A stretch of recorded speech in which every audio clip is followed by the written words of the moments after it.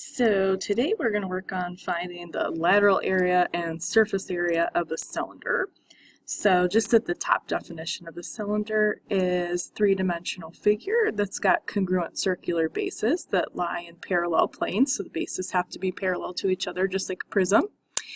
And the height, or sometimes it's also called the altitude, I'll probably call it the height, and that's what it's labeled in the formulas. The height is the distance between those two circular bases. So I've just got some diagrams here. This is just a regular cylinder. Right next to this is a net of a cylinder, and then this is kind of trying to describe to you how we're going to go about finding the lateral area and surface area. So before we get into that, nothing to write down there. The lateral area and surface area work the same as the prism. So the lateral area is the area of the figure not including the two bases, and then the surface area is all the total surfaces of the three-dimensional figure, so it's going to be the two bases and also the lateral area. So I just have, if you guys were in class, we would have what I have here, which I hope I can show to you. Let me zoom back just a little bit. Okay, so this is literally just a can of soup. So I just want to show this to you really quick. So the bases here, two circular bases, and I just want to visually show this to you because sometimes I think this is weird for people. The lateral area is the surface that wraps around the outside. So I just kind of peeled back the label here to show you the shape this creates. But as you guys can see, the label wraps around the base exactly. And if I take and I roll this out, I know you guys can't see the whole thing on the screen, but the lateral area actually just ends up being a rectangle. And so we're going to get into that in the notes. Back to the note paper here. So if I unraveled that label on the soup can, you guys can see that this is just a rectangle, just like I showed you. Now, this side of the rectangle, we'll call that maybe the base, exactly wraps around the base of the cylinder, and so you see 2 pi r here. It's because it wraps around a circle. That's just your formula for circumference, and then the height of the rectangle is the height of the prism. So for the lateral area, it's just that rectangle, and the base of the rectangle will always be the circumference of the base, so 2 pi times the radius, and then to get the area of the rectangle, we'd have to multiply that by the height. So there's your lateral area. And then you guys can kind of see over here, the two bases, they're just circles. So each of those bases would have area formula pi r squared. So there's 2 of them. So your surface area is that rectangular 2 pi r h plus the 2 bases. So both of those are pi r squareds. Now these are not like terms, you can't add them together or anything like that until you start to simplify. So we need 2 things when we're finding the lateral area or the surface area. You need to identify the height and you need to identify the radius.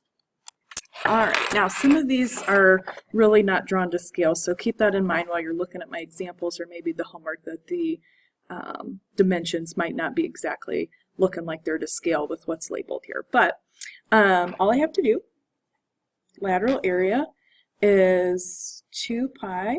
The radius, they're giving you the diameter is 12, so the radius here would be 6. And the height is going to be the distance between the 2 circular bases, which is 15. Okay, now I'm going to show you guys 2 ways to do this here real quick, and you can definitely do this on your scientific calculator. The graphic calculator just shows up a little better. So let's say they told me to write it in terms of pi, so that's an exact answer. I would just take the 2, the 6, and the 15 and multiply those together. So as an exact answer, 180 pi inches squared. If the question asks you to round it, then we would go ahead and multiply by pi. So you guys find the pi button on your calculator. So this is in terms of pi, and just in case they ask you to round, let's say they ask you to round it to the nearest tenth. So that would be 1 decimal place. So for this example, I would do 565.5 inches squared. In terms of pi is just an exact answer. Okay, now lateral area we got taken care of. Let me scooch this up and see if we can fit this on the page. Okay, now surface area, I'll go ahead and leave this in terms of pi. So you have the lateral area, so we already have that. Plus, I have two circular bases, and the area of a circle is just pi r squared. So again, make sure you identify the radius, that's going to be 6. Okay, now I'm going to leave this in terms of pi. That was 180 pi from the previous. Okay, to do this part with the two circles, I'm just going to do 2 times 6 squared, and that's going to be 72. Now, these are actually like terms, so you can go ahead and add them together. I'm just going to take 180 plus 72. So in terms of pi, 252 pi. And this is an area, so it's going to be units squared, in this case inches. And if they happen to ask you to round it, this is in terms of pi. If they ask you to round it, let's say maybe to the nearest tenth, just 252 times your pi button. And this guy would be 791.7. Okay, the question next to this would be exactly the same. Sorry, that should have a label, inches squared. So I'm going to go ahead and skip that. It would be exactly the same. The only difference is this question gives you diameter. This question you can see the radius labeled. So it would be exactly the same process. The only difference is in for the radius you'd plug 4, and in for the height you'd plug 14. Okay, so this is a question that works backwards just a little bit. You can see the radius of the cylinder in the problem, 7.25 meters, and the height is represented with the x. Now, this question says the surface area of the cylinder below, given this 958.89 meters squared. Set up and solve an equation to find the value of x. Okay, so just going to write the formula here real quick for surface area. That's your lateral area plus the two bases, which are always circles in a cylinder. And I know the surface area, this 958.89. Whoops. So I'm going to plug that in place of the surface area, and I'm going to see what we could fill in here. We do have the radius from the picture, and the height, as you guys can see, is x. So everything here can be filled in except the x. Now remember, pi is not a variable. So here's what I'm going to do here. I'm going to do this 2 times 7.25. Okay, so this term is 14.5 times x. If you want to convert that to a fraction real quick, it's up to you, but you don't need to. And here, I'm going to just keep this in, whoops, sorry, this will also have a pi with it, because I didn't multiply by the pi. I'm going to keep this in terms of pi just for a second. And this is going to be 2 times 7.25 squared. So 105.125 pi. Okay, now what I'm going to do is I'm going to take this 958.89 and I'm going to subtract this 105.125 times pi, because we're trying to get a nice exact answer. Alright, so this is just a number. What I'm going to have you guys do, though, just to be real careful, on your calculator, I'm going to put that product in parentheses. So I'm going to do that 958.89, and I'm going to subtract this whole number, but I've got it as an exact value, so we're not, whoops, rounding multiple times. So I'm just going to put it in parentheses, and then just go ahead and multiply by pi or put the pi button. So I'm doing that, minus. Okay, so I've got 628, let's say I'm just going to go a couple decimal places since that's how it was given to us. This is 14.5 pi times the height. So what I'm going to do here to get my answer, I'm going to divide, everything's being multiplied by this height, 14.5 times pi, and I'm doing this as best I can as an exact value so we can get as close as we can. Okay, so I'm going to take that number that I just have right on the screen. You got to be really careful here though, because this, you need to figure out what this product is. So I'm just going to take my answer right there, and I've got the 28.9 0.63. If you want to write out a couple other decimal places, that'll just make it more accurate. Now, when I divide this is very important, you have to put parentheses around this. And you can do this on the scientific calculator. Like I said, the graphing calculator just shows up a little bit better on the screen here. So make sure you put that product in parentheses. Otherwise, the calculator will divide by 14.5 and then take that value and multiply it by pi. That's not what we want to do. Okay, now after all that, we're going to get 13. I'm just going to round that to the nearest tenth. 13.8 is going to be our height.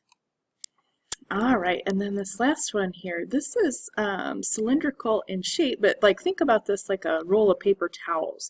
So it says find the surface area of the solid. So think of a roll of paper towels. Sorry, I don't have one with me as an example.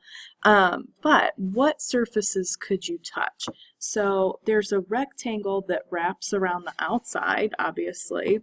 And then we've got this hole all the way down cut out the middle. So there's a surface on the inside, like think about the roll that it's on, you could touch that surface, but it doesn't have a top or a bottom, that roll that's in the middle of the paper towel. So that inner part is just going to be a lateral area. The outer part will be the lateral area, and then we do have two bases, but they have a little hole cut out of them. So this is going to be kind of a process here. So let me talk to you about the lateral area just real quick of the outside surface. So the lateral area of the outside surface, 2 pi. Okay, now the radius of that entire circle. So think about like here's the center, it would be right in the middle of the hole. But the radius there, because that lateral area wraps around that, I would need that. If that distance is 10, then that radius is going to be 5. And then the height is going to be the 25. So that's going to be the rectangular part on the outside. The rectangular part on the inside, if you guys look there, let me see if I can grab a different color real quick. The radius here, center of that, would be real small. It's saying across the diameter of that inner circle is 4 yards, so the radius would be 2. So the rectangular part on the inside, if we cut that up and laid it flat, it's going to be 2 pi. The radius there is going to be 2. It's cutting that 4 in half. The height, it still goes all the way down the like the paper towel roll. So the height would be the same, which would be the 25.